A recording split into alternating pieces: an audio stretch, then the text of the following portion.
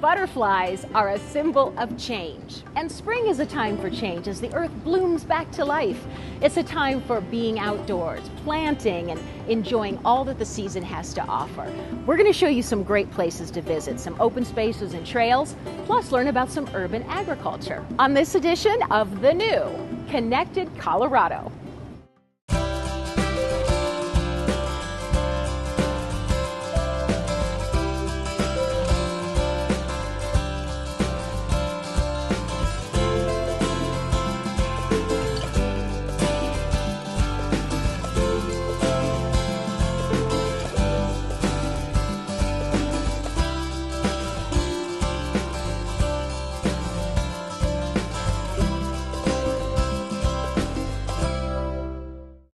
Hi, I'm Wendy Brockman. We're here at the Butterfly Pavilion in Westminster. We've made a change. Metro Voices is now Connected Colorado, and we're excited to continue to bring you the events and issues of our great state. We'll learn more about the Butterfly Pavilion as we go. First, some people say bigger is better. Obviously, that's not always true, especially not in Arvada, where they can boast the smallest national wildlife refuge in the country. And last year it celebrated its 20th anniversary.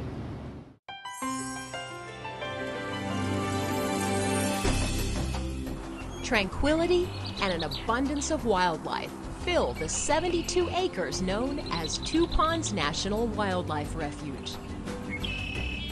It's a place where people, too, can soak up nature and reflect upon the beauty of this little piece of land, comparatively untouched by modern human progress. It exemplifies nature at its very best. Look at the green around us. Look at the trees around us. We can hear the birds while we're here. It's nature at its very best, and it's right in the middle of our city. Located just south of 80th Avenue in Arvada, Two Ponds is the smallest urban wildlife refuge in the nation. And in 2012, it celebrated its 20th anniversary as a refuge. History tells us that the refuge would not have come into being without grassroots citizen involvement. The event gave local and national leaders a chance to rededicate the refuge. It gave hikers a chance to explore its trails. So y'all ready? And artists an opportunity to draw on its beauty for creative inspiration. Over the 20 years, it's really blossomed into a wonderful wildlife habitat community for many people and wildlife alike. But Two Ponds wasn't always slated to become a refuge. In 1990, a battle over the land's use divided many, when neighbors learned a developer planned to build homes and professional buildings here. So that meant that one of the ponds was going to be completely filled in along 80th there. And the neighbors were concerned about this and came together first as citizens and then started involving other groups to prevent this from happening. This plan is presented as a disaster. It ensued in a 2-year battle with the developer, with city planning, and with the city council to arrive at making this the Two Ponds National Wildlife Refuge. The grassroots effort drew national media attention. It's not easy for citizens groups to beat entrenched political and financial interest, but it is possible. Citizens formed the Two Ponds Preservation Foundation. The U.S. Fish and Wildlife Service got involved, and with time, victory was declared. The right side won. I think, well, let's put it that way. The right side won because this beautiful place is here today, and it is such an important part of our community. Funding to establish Two Ponds as a national wildlife refuge in 1992 came in part through the Emergency Wetlands Relief Act of 1986. Within a few years, additional land was added to the original 13 acres. And thus we had the completion of Two Ponds, which right now is about 72 and a half acres of land, sitting right here in the middle of Arvada, that people hardly even know about, but it's a great place to come. Today, it is managed by the U.S. Fish and Wildlife Service, but the Two Ponds Preservation Foundation, including founding members like Rich Feely, continues to play a huge role. The foundation fosters and funds educational opportunities and improvements to the refuge, such as providing money to build bridges over 2 canals, and provides countless volunteer hours. Councilmember Mark McGough, an avid hiker, enjoys 2 ponds as much as anyone and often leads groups along the trails. I feel enriched after I'm here at the Wildlife Refuge. My day goes better. It makes me feel good. I notice some of these trails have a gravel bed and others are just dirt. Yeah, what's the difference on You bet. these? So if you notice some of these trails, the slope is rather steep. And so we want to make the Wildlife Refuge ADA accessible for individuals with impairments and wheelchairs. And so these gravel trails are switchbacks and a much less steep, so that people of all abilities can come out here and enjoy the refuge. What I really like to have people take from the experience with any of the hikes is to get an appreciation for being outdoors. Guided or unguided, nature hikes provide more than a glimpse of wildlife. Panoramic views are breathtaking too. Here's a tremendous view, Yeah. Flatirons, and then of course Long's Peak and Mount Meeker are socked in, you can't see them. The terrain of the refuge covers 9 acres of wetlands, 63 acres of uplands, and now 3 ponds. I see so many different kinds of plants. I see a lot of variety of animals. The last time I was here, we counted 18 species of birds. The time before it was 28 species of birds. The diversity here is just fabulous. Deer and other critters, 120 species of songbirds, and plenty of aquatic wildlife call the refuge home. 2 Ponds' mission is to protect and enhance that urban wildlife, and also to provide environmental education. We reach over 15,000 people a year and over 2,000 kids through environmental education programs, hiking tours, and nature program activities. Plenty of big accomplishments in just 20 years. And plans for more in the future, as the nation's smallest urban wildlife refuge continues to inspire its visitors. We're back at the Butterfly Pavilion, and joining me now is Amber Partridge and my new buddy here. How's he doing? He's doing good. He He's likes just you. chilling in my hair. Exactly. For people who haven't been to the Butterfly Pavilion, what is this place? Why should people come see it? So the Butterfly Pavilion is an invertebrate zoo focused on conservation of invertebrates and their habitats around the world. So invertebrates are butterflies. Butterflies, sea stars, spiders, any animal without a backbone is an invertebrate. All right. How many different types of butterflies do you have here? We have up to 200 different species of butterflies, and at any given time we have about 1,500 butterflies flying around the pavilion. Wow. Do new butterflies emerge? So yes, we're constantly having new butterflies emerge every day. We get our butterflies in from butterfly farms found all over the world. They ship in their chrysalis farms, so they fly here, but on an airplane, not by themselves. And then we actually pin them up in our emergence chamber. And then once the butterfly emerges from its chrysalis, we actually release it into the rainforest. So what other kinds of exhibits do you have here? So the other exhibits we have the Crawlyceum, which is focused on terrestrial invertebrates. We have our marine invertebrate, which is called Water's Edge. So lobsters, sea stars, the things that people don't get to see in Colorado. Right. And then we have an area called Tropical Odyssey, which is our learning through play exhibit. Kids love this place. Yes. I bet their parents love it too. Yeah, it's a really great time for people to come and kind of test their limits and learn new things. It's really great when people hold Rosie for the first time and they're terrified of her at first, and then the next minute they're saying that she's the cutest thing they've ever seen. This place is fascinating. Thank you so much for having us here, Amber. Well, thank you for coming out and visiting. You bet. Well, spring has sprung and the growing season is here. Urban agriculture can be a big key in helping solve some of our environmental problems, even some of our economic problems, as families can provide their own fresh produce. The city of Wheat Ridge has a rich farming history going back to the early 1800s. The Wheat Ridge High School mascot is the farmers, so obviously Wheat Ridge has a rich farming history that we'd like to continue in this day and age in 2011. The goal of urban agriculture is to encourage people to grow their food at their own property and to possibly sell it if they want to, participate in farmers markets, and to create that sustainability within the community that people can actually help feed themselves. Anything you could do to save money and grow your own food is a great way to sustain your community.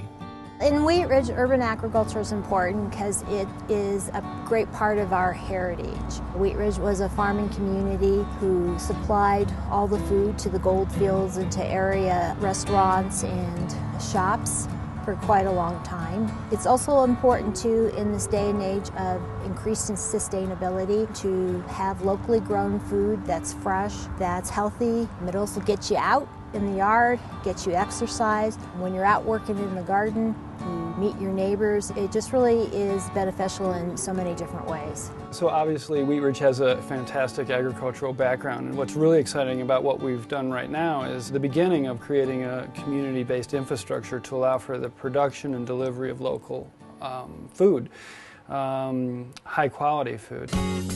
We've been working on a few different ordinance changes, specifically to our zoning code, to make it more friendly to a variety of different urban agriculture, urban farming types of land uses, ranging from farmers markets to produce stands to community gardens.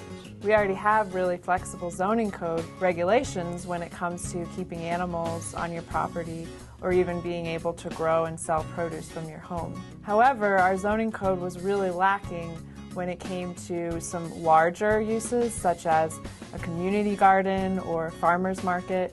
These uses really just weren't addressed in the code at all. So what the city started doing about a year ago was researching different ways to regulate those kinds of uses so that we can really encourage them in the city and make it clear where they are allowed. The result is that we have a pretty comprehensive ordinance that addresses a category we call urban gardens, and that would include community gardens as well as some more smaller scale farming type activities where you might have what you call community supported agriculture, where a group of people grow produce that then residents can buy shares of and have access to that food that's been grown right here in Wheat Ridge. We took a hard look at ways that we could improve our zoning code to make sure that we're being supportive of urban farming and really want to be on the leading edge in Colorado of allowing a variety of urban farming activities. Farmers markets, produce stands, and urban gardens will be allowed in all of the zone districts in the city. The city has had for many years a very successful community garden called Happiness Gardens. When I first started gardening, there was a club called the Wheat Ridge Men's Garden Club. I've lived here for 38 years and I gardened in this spot here, various places over here, various plots for about 25 years. I enjoy gardening here because you can produce an awful lot of produce, more than you can eat really on a little plot like this. There's so many nice people up here and we share ideas, and I can't get enough of looking at everything and seeing it change from week to week. Sometimes I'll be up here and I won't even be able to work on the garden because someone will call me and say, oh, come look at this. It's just fun, and then once things start coming in, you have to come up almost every day to check on your harvest, and that's when it really gets fun. There are also a lot of people who garden here that don't have a yard. They live in condos or townhouses or apartments, and they don't have any opportunity besides a pot on their front porch. For the community, I know for me personally, I don't have a plot this big and I don't have the sun in my yard. So for me, gosh, it's just great. This is sun all day. It's very, very enjoyable to come up here, not only for the products you're producing, but just sit down and talk to the people. That's what I enjoy most. We've had a lot of cooperation up here. Everybody is always willing to help anyone. There's certainly a local movement to consume what grows nearby. And so this is another way that we as individuals can keep the local movement going. As Councilmember Mike Stites always says, find it and buy it in Wheat Ridge. Within the next year or two, our goal is to see people buying fresh fruits and vegetables within the city of Wheat Ridge at farmers markets, produce stands, and urban gardens. Certainly engaging individuals in our community in agriculture, getting outdoors, working, and being connected to our food sources is extremely valuable. Growing local food obviously allows it to be a high quality food source, oftentimes organic and obviously fresh. In a big way, what the city is doing right now is going to provide for an economic infrastructure to be built up around this as well that will help local citizens exercise some of their entrepreneurial energies into agriculture. I think it's a really exciting time to be in a community where we're kind of in equal parts working on two very different fronts. On the one hand, we're trying to embrace our really strategic urban location and densify some of our urban corridors, and at the same time embracing our rural past and working to make sure that we can retain agricultural uses within the city. There's so much change out here that we have seen. There's just so much different now than it used to be, and I think it's just as good now, if not better, than it's ever been. The thrill of seeing something grow, that's what I love the best. Just about everything you see here I started from seed. To see that life grow from a hard shell that's been just sitting there dormant for who knows how long. You tended it, you nurtured it, and now you've got all of this great stuff that you bring to the kitchen and cook with.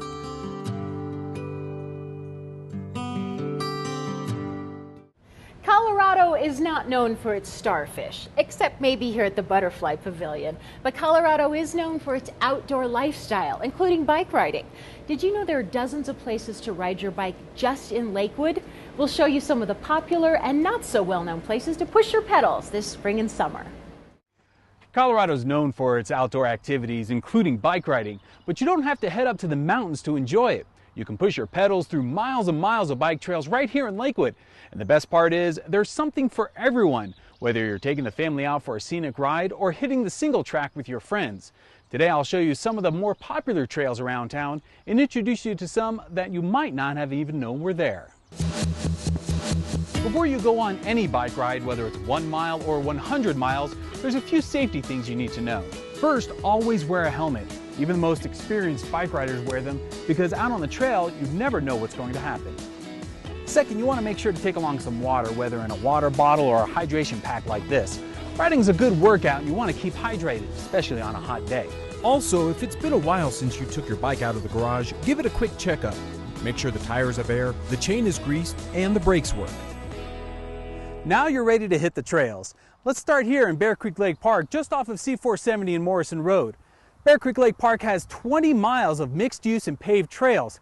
Let's take a look at them firsthand.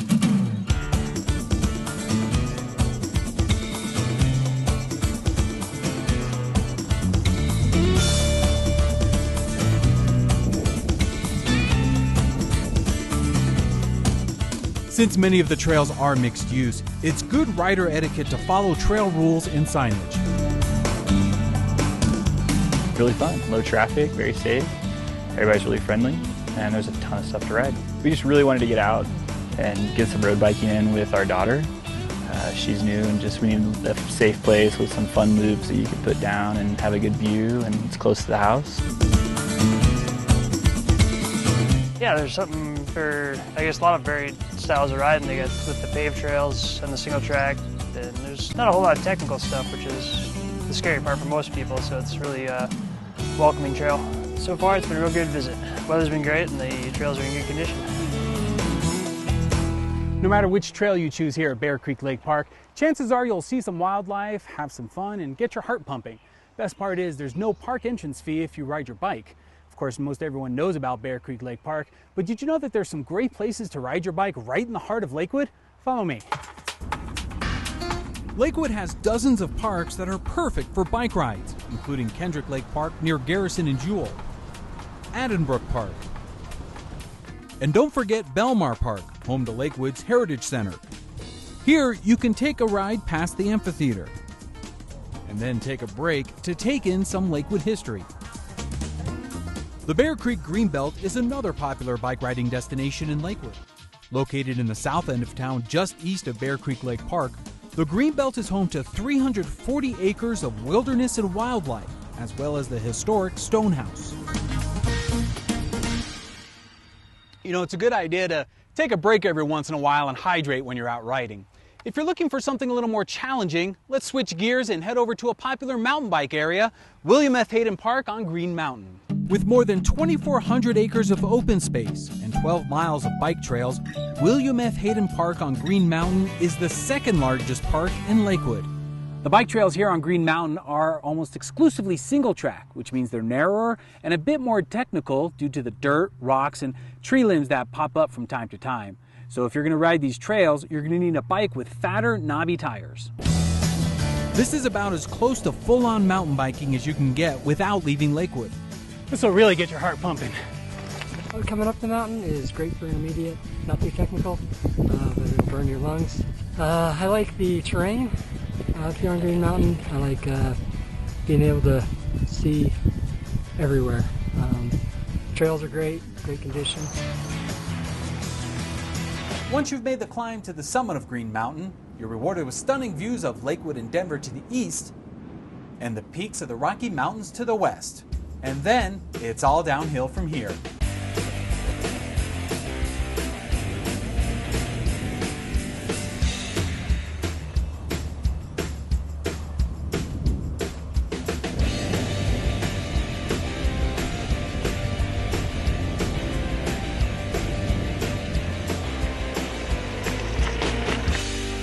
So as you've seen today, no matter where you live in Lakewood, chances are good that there's a bike riding opportunity close by. Head on over to lakewood.org/maps to get a complete list of bike paths in town. Now hop on that bike, we'll see you on the trails. Well, earlier we told you there were more than just butterflies at the Butterfly Pavilion. Lois, the zookeeper, is here to introduce us to Rosie. We mentioned her earlier.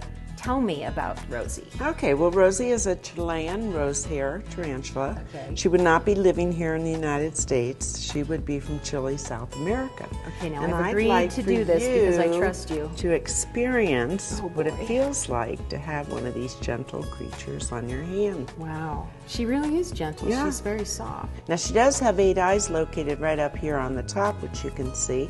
They're kind of in a cluster. However, all she sees is shadows. And she also has no ears. So when I put my hand up in front of her, she sees a shadow, and that's what should make her stop. She gets all of her information through her feet. That would be taste, smell, and vibration. And so she's not going to give you any problems. So getting her back, did you notice I just touched her back foot, and back she comes. And she did it. She is amazing. Lois, thank you so much. You are very welcome. I touched Rosie. You did, I get a and you sticker. get now bragging rights. Yep. I held There Rosie. you go. Thank you. We've shown you butterflies. We touched a tarantula. Now we're going to touch a sea star. Give it a little pet.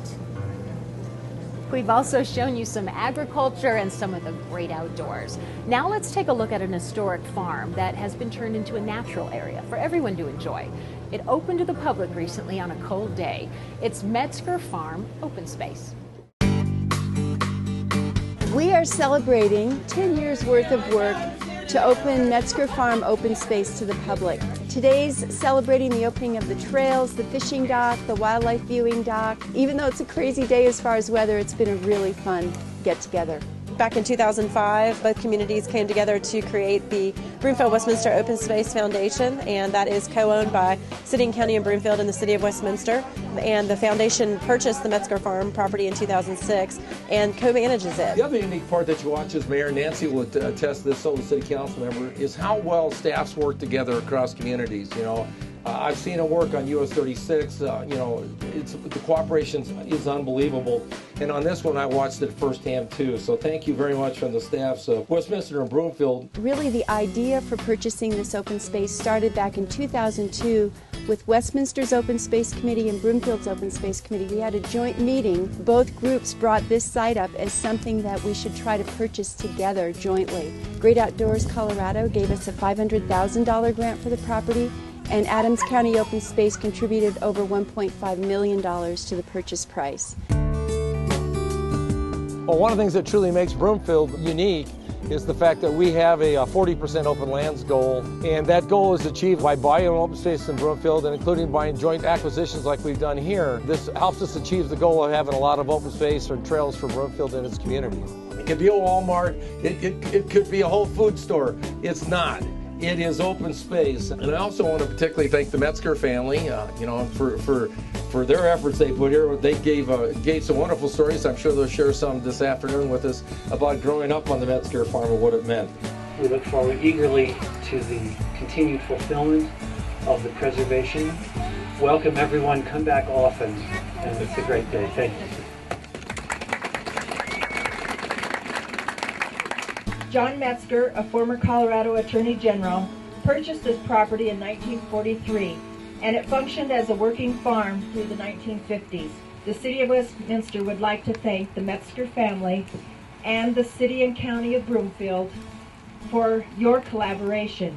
We are so excited that this day finally came.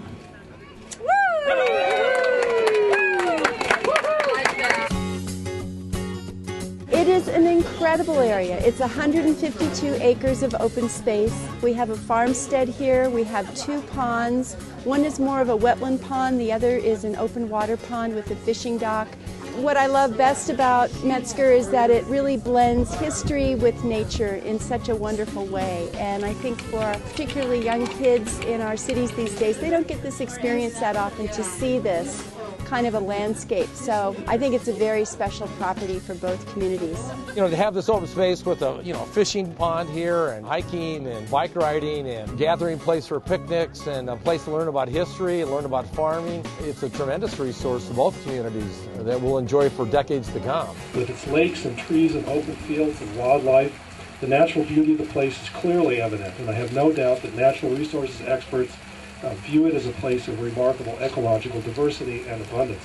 It's really exciting for the community, for the City of Westminster and City and County of Broomfield, but also the Denver metropolitan area. I think that it's going to be a draw for folks to come up here. There's not many farms left in this area, and with the over 2 miles of trails that people can enjoy, it's really a wonderful recreation opportunity, passive recreation, wildlife viewing. We've got beautiful hawk nests and great blue herons that nest here throughout the spring and summer.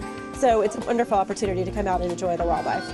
You know, I think our citizens really enjoy having the open space in our community that's very accessible. It allows them to get away, take a breath of fresh air, look at nature, get some exercise. All those things are really important, I think, to all of us with our busy lives now in the modern day world.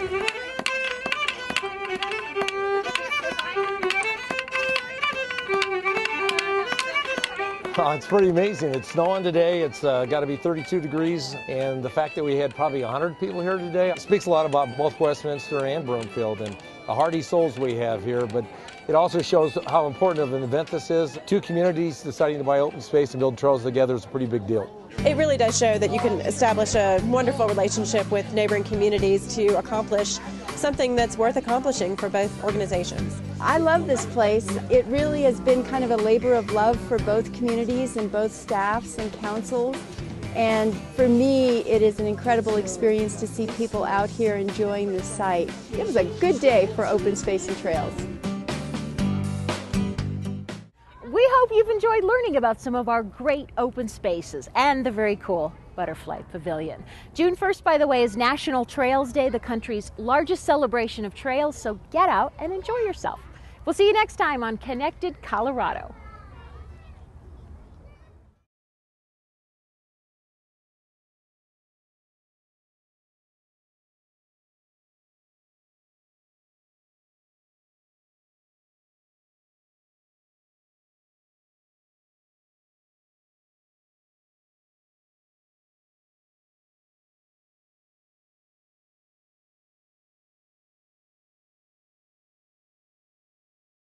It's time to spring forward. It's time to enjoy some great open spaces and trails, plus learn about urban agriculture and butterflies on Connected Colorado, Thursdays at 8.